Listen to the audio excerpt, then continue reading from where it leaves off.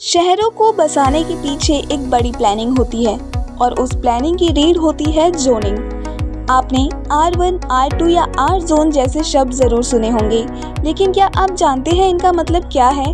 और सबसे अहम, अगर आप ज़मीन में निवेश करना चाहते हैं तो ये जोनिंग आपके फैसले को सही या गलत दोनों बना सकती है। आज के इस वीडियो में हम बात करेंगे R जोन की असली सच्चाई पर, जानेंगे कि पटना में IIT के पास की ज़मीन इतनी कीमती क्यों है और आखिर में बताएंगे कि समझदारी से किया गया निवेश कैसे देता है लॉन्ग टर्म रिटर्न और क्विक अप्रिसिएशन साथ में।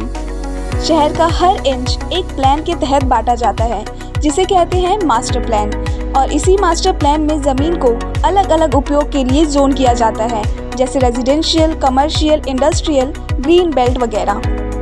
अब नज़र डालते हैं पटना के सबसे तेजी से उभरते क्षेत्र IIT पटना के आसपास के जोन पर। इस पूरे क्षेत्र को पटना मास्टर प्लान 2031 के तहत R2 रेजिडेंशियल जोन में रखा गया है, यानी ये क्षेत्र पूरी तरह से रिहायशी विकास के लिए चिन्हित है, वो भी प्लांट सुविधाओं के साथ। और अब जानिए क्यों ये इलाका निवेश के लिए गोल्ड माइन बन चुका है।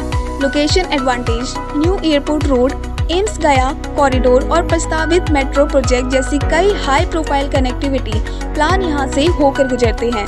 रेंटल डिमांड, IIT पटना जैसे प्रीमियम संस्थान के कारण आसपास स्टूडेंट्स, फैकल्टी और स्टाफ के लिए रेंटल की भारी मांग है।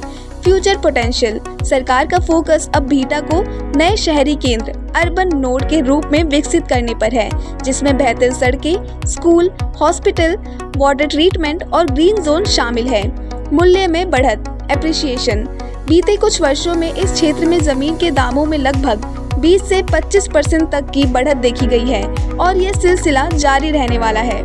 तो सवाल ये नहीं है कि आप कहाँ निवेश कर रहे हैं, बल्कि ये है कि आप क्या सोचकर, कितनी जानकारी के साथ निवेश कर रहे हैं। अगर आप चाहते हैं एक ऐसी जगह जहां इंफ्रास्ट्रक्चर प्लांट हो, वैल्यू निरंतर बढ़ती रहे, रेंटल इनकम का लगातार स्रोत हो, जेम्स गार्डन या प्लॉट्स में निवेश करना आपके लिए सबसे समझदारी भरा निर्णय होगा।